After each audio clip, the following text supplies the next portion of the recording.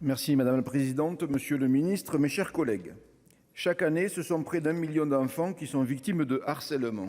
Personne n'est épargné. Si chaque situation de harcèlement est unique, les conséquences sont nombreuses et se ressemblent. Baisse de l'estime de soi, isolement progressif des camarades, troubles du sommeil, défiance envers les adultes, décrochage scolaire, honte et culpabilité. Si chaque situation de harcèlement est un drame, il arrive même, bien trop souvent, que les cas de harcèlement virent à la tragédie. L'actualité se charge de nous le rappeler cruellement. On compte environ 20 suicides d'enfants par an. J'ai bien entendu une pensée pour le jeune Lucas, décédé le 7 janvier dernier. La récurrence de ces drames souligne notre échec collectif à enrayer définitivement le fléau du harcèlement à l'école. Aujourd'hui, la situation se complique car les frontières entre le cadre scolaire et la sphère familiale privée se brouillent.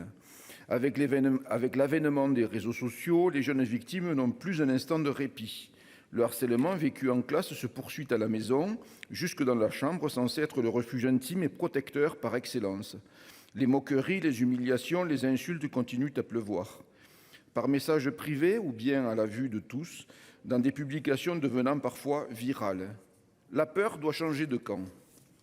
C'était justement le signal envoyé par la mission d'information sur le harcèlement scolaire et le cyberharcèlement en juin 21, dont ma collègue Colette Mélot était la rapporteure. Et dont notre collègue Alexandra Borchio-Monti vient de rappeler les principaux éléments. Le constat est sans appel. Aucun établissement scolaire, aucun département n'est épargné. On estime aujourd'hui entre 800 000 et 1 million le nombre d'enfants victimes de harcèlement scolaire chaque année. Cela représente un enfant sur 10. Ces chiffres sont effrayants et nous engagent à réagir urgemment. Ce rapport a présenté une série de pistes d'action concrètes. Elle s'organise autour de 3 axes clairs destinés à guider l'action publique: la prévention, la détection précoce et enfin le traitement des cas de harcèlement. Le rapport insistait notamment sur la gravité du cyberharcèlement face auquel les parents et le personnel éducatif restent bien souvent démunis. La prévention des jeunes est cruciale, la formation des adultes est essentielle. Nous devons développer collectivement de nouveaux réflexes de protection pour intervenir dès l'apparition des premiers signaux d'isolement ou de persécution. C'est d'autant plus important à l'école républicaine. Elle doit être un lieu d'épanouissement et d'apprentissage pour nos jeunes, et non le théâtre de brimades, d'humiliations et de violences physiques ou verbales.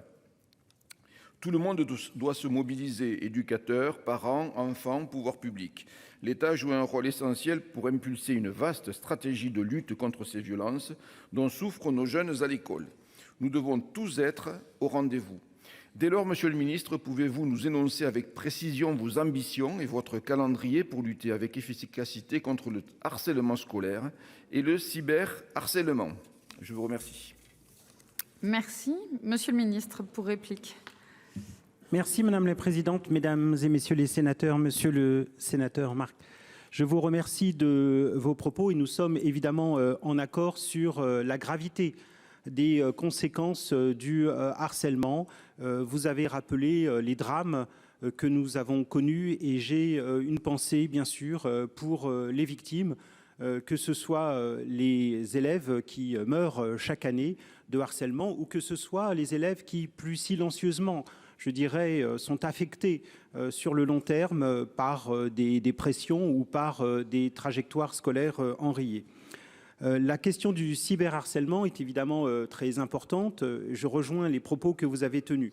Je rappelle à cet égard l'existence d'un numéro, le 3018, numéro gratuit qui est très efficace. J'ai visité la plateforme qui permet de répondre, y compris à des messages de panique de collégiens ou de leur famille lorsqu'il s'agit de bloquer telle ou telle photographie intime ou telle boucle de messages. On y arrive très bien et je veux saluer évidemment l'existence de ces 2 numéros dont je signale qu'ils seront désormais systématiquement présents dans les carnets de correspondance des élèves à partir de la rentrée. Le programme phare auquel vous avez indirectement fait allusion a donné ses preuves ou a fait ses preuves dans les 6 académies où il était expérimenté jusqu'à l'année dernière. Il est donc généralisé à partir de la rentrée dans les proportions que j'ai indiquées. Nous avons encore du chemin à faire. De quoi s'agit-il? Il s'agit d'abord de former au moins 5 adultes référents par établissement scolaire plus des élèves ambassadeurs. Ce sont souvent les élèves qui sont à même de détecter les changements de comportement de leurs camarades ou telle situation de harcèlement et de rapporter les faits auprès des adultes formés. Nous sommes dans un vaste programme de formation des adultes. Et puis ensuite, il y a le traitement des situations de harcèlement où l'on essaye, puisque ce sont des enfants et que nous avons une mission pédagogique, d'amener l'élève harceleur à reconnaître ses torts et enfin la possibilité de sanctions, que ce soit par le biais de conseils de discipline ou que ce soit par la nouvelle disposition que j'ai indiquée à l'instant. Je vous remercie. Monsieur Thomas.